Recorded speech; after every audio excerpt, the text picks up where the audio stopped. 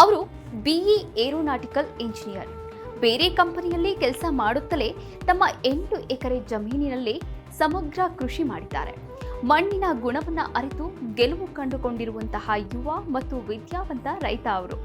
ಆ ಯುವ ರೈತ ಸಮಗ್ರ ಕೃಷಿಯಲ್ಲಿ ಗೆಲುವು ಕಂಡಿದ್ದು ಹೇಗೆ?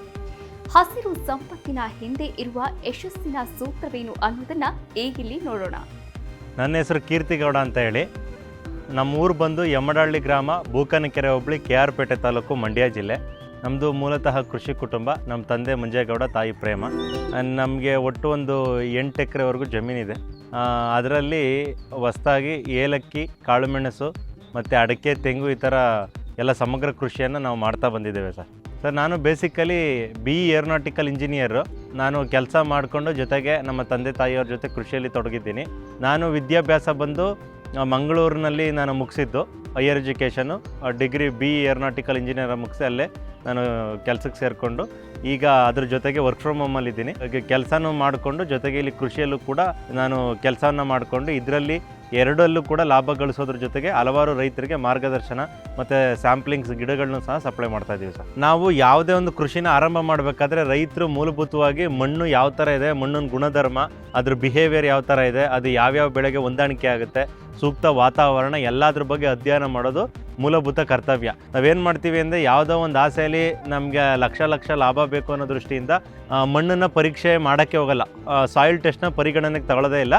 ಸುಮ್ಮನೆ ಏನೋ ಅರ್ಜೆಂಟಾಗಿ ಏನೋ ಮಾಡಬೇಕು, ಬೇಗ ಲಾಭ ಮಾಡಬೇಕು ಅನ್ನೋ ದೃಷ್ಟಿಯಿಂದ ಮಾಡೋಕ್ಕೆ ಹೋಗ್ತೀವಿ. ಬಟ್ ಅದು ಬೇಸಿಕಲಿ ತಪ್ಪು. ನೀವು ಯಾವುದೇ ಕೃಷಿನ ಆರಂಭ ಮಾಡಬೇಕಾದ್ರೆ ಮಣ್ಣನ್ನು ಮೊದಲು ಪರೀಕ್ಷೆ ಮಾಡ್ಕೋಬೇಕು. ನಮ್ಮ ಮಣ್ಣಲ್ಲಿ ಯಾವ್ಯಾವ ಗುಣಧರ್ಮಗಳಿದೆ, ಯಾವ್ಯಾವ ಒಂದು ನ್ಯೂಟ್ರಿಷನ್ ಲೆವೆಲ್ ಕಡಿಮೆ ಇದೆ, pH ಯಾವ ಥರ ಇದೆ.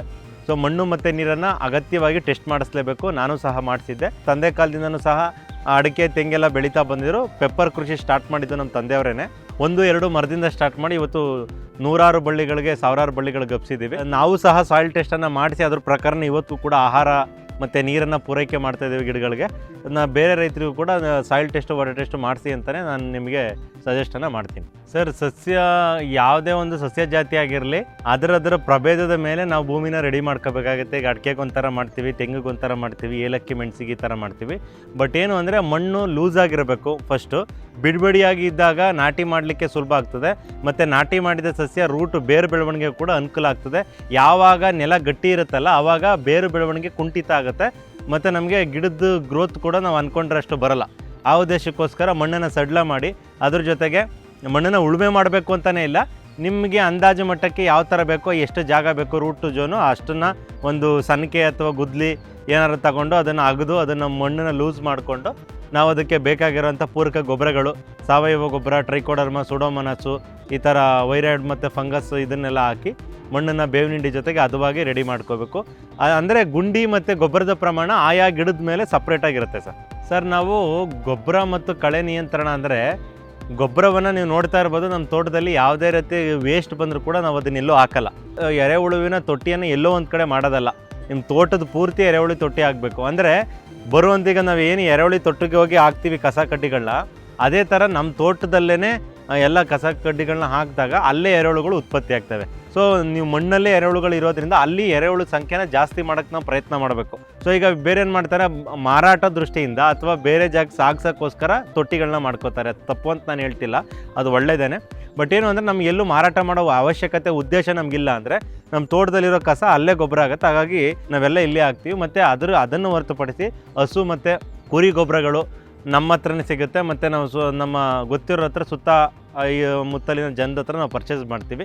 ಅದ್ರ ಜೊತೆಗೆ ಅದನ್ನು ಮೊದಲು ಫರ್ಮೆಂಟೇಷನ್ ಮಾಡಿ ಚೆನ್ನಾಗಿ ಕಳಿತ ನಂತರ ಅದನ್ನು ಪೂರಕ ಅದಕ್ಕೆ ಅಡಿಷ್ನಲ್ ನ್ಯೂಟ್ರಿಯೆಂಟ್ನ ಆ್ಯಡ್ ಮಾಡಿ, ಟ್ರೈಕೋಡರ್ಮಾ, ಬೇವಿನ ಹಿಂಡಿ ಅಥವಾ ಬೇರೆ ಬೇರೆ ಮ್ಯಾಕ್ರೋ ಮತ್ತು ಮೈಕ್ರೋ ನ್ಯೂಟ್ರಿಯೆಂಟ್ನ ಆ್ಯಡ್ ಮಾಡಿ ಅದನ್ನು ಪೂರಕವಾಗಿ ನಮ್ಮ ಬೆಳೆಗೆ ಯಾವ್ಯಾವಕ್ಕೆ ಎಷ್ಟೆಷ್ಟು ಬೇಕೋ ಅಷ್ಟೊಂದು ಬಳಸ್ಕೋತೀವಿ ಸರ್. ಅಡಿಕೆ ಮತ್ತು ಪೆಪ್ಪರ್ ಈಗ ನೋಡಿ, ನಾವು ಅಡಿಕೆ ಜೊತೆಗೇ ಪೆಪ್ಪರ್ ಹಾಕಿರೋದ್ರಿಂದ ನಮ್ಗೆ ಸ್ವಲ್ಪ ಸುಲಭ ಆಗುತ್ತೆ. ಈಗ ಎರಡು ಇಂಡಿವಿಜುವಲ್ ಆಗಿ ನೋಡೋ ಅವಶ್ಯಕತೆ ಇಲ್ಲ.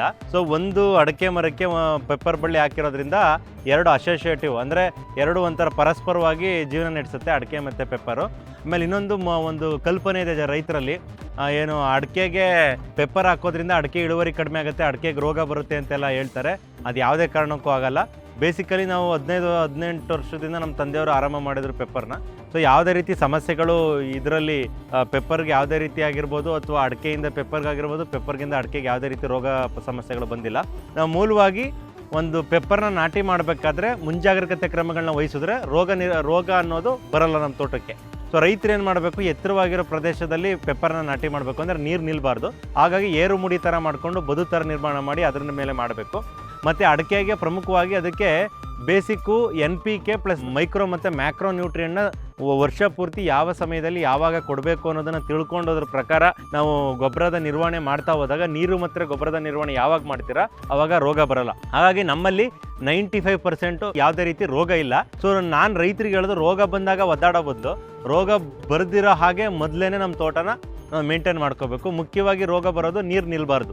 ನೀವು ನೀರು ಬಿಟ್ಟಾಗ ಒಂದು ಅರ್ಧ ಗಂಟೆ 20 ನಿಮಿಷ ಏನೋ ನಿಂತರೂ ಕೂಡ ತೇವ ಇರುತ್ತೆ, ಆಮೇಲೆ ಆರೋಗುತ್ತೆ, ಸಮಸ್ಯೆ ಇಲ್ಲ. ಬಟ್ 1, 2, 3 ಅಥವಾ 4-5 ದಿನಗಳ ಕಾಲ ನೀರು ನೆಲದಲ್ಲಿ ಶೇಖರಣೆಯಾಗಿ ನಿಂತರೆ ಆವಾಗ ಕೊಳೆ ರೋಗ, ವಿಲ್ಟು ಅಥವಾ ಅಡಿಕೆಯಲ್ಲಿ ಇದು ಅರಳುದ್ರೋ ರೋಗ, ಫಂಗಸ್ ರೋಗಗಳೆಲ್ಲ ಬರುತ್ತೆ, ಸುಳಿ ಕೊಳೆ ರೋಗ ಬರುತ್ತೆ. ಆಮೇಲೆ ಅಡಿಕೆ ಹೀಲ್ಡ್ ಕಡಿಮೆ ಆಗುತ್ತೆ. ಪೆಪ್ಪರ್ಲು ಅಷ್ಟೇ ಫೈಟೋಪ್ ಥರ ಇದು ಬಂದ್ಬಿಟ್ಟು ಪೂರ್ತಿ ಬಳ್ಳಿನೇ ಸತ್ತೋಗುತ್ತೆ. ಈ ಉದ್ದೇಶಗಳಿಂದ ನೀರು ನಿಲ್ಲಬಾರ್ದು. ಮತ್ತು ಆಯಾಯ ಕಾಲಘಟ್ಟದಲ್ಲಿ ಅದಕ್ಕೆ ಬೇಕಾಗಿರೋ ನಿರ್ದಿಷ್ಟ ಪ್ರಮಾಣದ ಗೊಬ್ಬರಗಳು ಮತ್ತು ನೀರನ್ನು ಪೂರೈಕೆ ಮಾಡಬೇಕು. ಈ ಥರ ಮಾಡ್ಕೊಂಡು ಬಂದರೆ 95% ಯಾವುದೇ ರೀತಿ ರೋಗ ಅಡಿಕೆ ಮತ್ತು ಪೆಪ್ಪರ್ಗೆ ಬರೋದಿಲ್ಲ ಸರ್.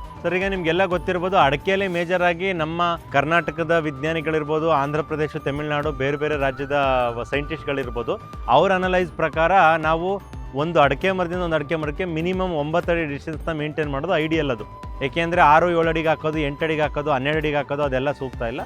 ಒಂದು 9 ಅಡಿ ಆವ್ರೇಜಾಗಿ ಮೇಂಟೈನ್ ಮಾಡಬೇಕು. ನಾನು ಪೆಪ್ಪರು ಅಥವಾ ಬೇರೆ ಸಮಗ್ರ ಕೃಷಿನ ಮುಂದೆ ಫ್ಯೂಚರಲ್ಲಿ ಮಾಡ್ತೀನಿ ಅಂದರೆ 10, 9, 10, 12 ಈ ಥರ ಕೊಟ್ಕೊಂಡ್ರೆ ಒಳ್ಳೆಯದು. ಓನ್ಲಿ ಅಡಿಕೆ ಪರ್ಪಸಲ್ಲಿ ಮಾಡ್ತೀನಿ ಅಂದರೆ 9, 9 ಒಳ್ಳೆಯದು ಐಡಿಯಲ್ಲು. ಇಲ್ಲ ಅಡಿಕೆ ಜೊತೆಗೆ ನಾನು ಪೆಪ್ಪರ್ ಹಾಕ್ತೀನಿ ಅಂದರೆ 9, 10 ಅಥವಾ 10, 12 ಸಾಲಿಂದ ಸಾಲಿಗೆ 12 ಅಡಿ, ಗಿಡದಿಂದ ಗಿಡಕ್ಕೆ 9 ಅಡಿ ಈ ಥರ ಕೊಟ್ಕೋಬೋದು. ಆಗ ನಿಮಗೆ ಸಮಗ್ರ ಕೃಷಿ ಅಂದರೆ ಏಲಕ್ಕಿ, ಚಕ್ಕೆ, ಲವಂಗ, ಜಾಯಿಕಾಯಿ ಈ ಥರ ಉಪಕೃಷಿಗಳನ್ನು ಮಧ್ಯದಲ್ಲಿ ಮಾಡಲಿಕ್ಕೆ ನಿಮ್ಗೆ ಯಾವುದೇ ರೀತಿ ಸಮಸ್ಯೆ ಅನ್ನೋದು ಬರೋಲ್ಲ. ನಾವು ಅತಿ ಹತ್ತಿರ ಆಗ್ತಾ ಹೋದರೆ ಏನಾಗುತ್ತೆ, ಇಕ್ಕಟ್ಟಾಗುತ್ತೆ, ಆಗ ಯಾವುದೇ ರೀತಿ ಬರೋಲ್ಲ. ಮತ್ತು ಪೆಪ್ಪರ್ಗೂ ಅಷ್ಟೇ ಮಿನಿಮಮ್ ಡಿಸ್ಟೆನ್ಸ್ ಬಂದು 8 ಅಡಿ ಇರಬೇಕು. ಪೆಪ್ಪರ್ ಕೂಡ ಅದು ಪೆಪ್ಪರ್ ನಿಮ್ಗೆ ಹೇಳಿದೆ ಆಲ್ರೆಡಿ, ಅದು ಕ್ಲೈಂಬಿಂಗ್ ವೈನ್ ಅಂತ ಕರಿತೀವಿ, ಅಂದರೆ ಹಬ್ಬುವಂಥ ಜಾತಿ. ಅದಕ್ಕೆ ಯಾವುದೇ ರೀತಿ ಆಧಾರ ಇರಲೇಬೇಕು. ಹಾಗಾಗಿ ನೀವು ಆಧಾರ ಸ್ತಂಭಗಳನ್ನ ಮಿನಿಮಮ್ 8 ಅಡಿಯಿಂದ 12 ಅಡಿ ಒಳಗಡೆ ಹಾಕೊಂಡ್ರೆ ಪೆಪ್ಪರನ್ನು ಸಹ ಬೆಳಿಬೋದು. ಸರ್ ನೋಡಿ, ಒಂದು ರೈತರಲ್ಲಿ ತಪ್ಪು ಕಲ್ಪನೆ ಏನು ಅಂದರೆ ನಮ್ಮ ಬಯಲುಸೀಮೆಯಲ್ಲಿ ಪೆಪ್ಪರು ಮತ್ತು ಏಲಕ್ಕಿ ಬರಲ್ಲ ಅಂತ ಅಂದ್ಕೊಂಡಿದ್ದಾರೆ.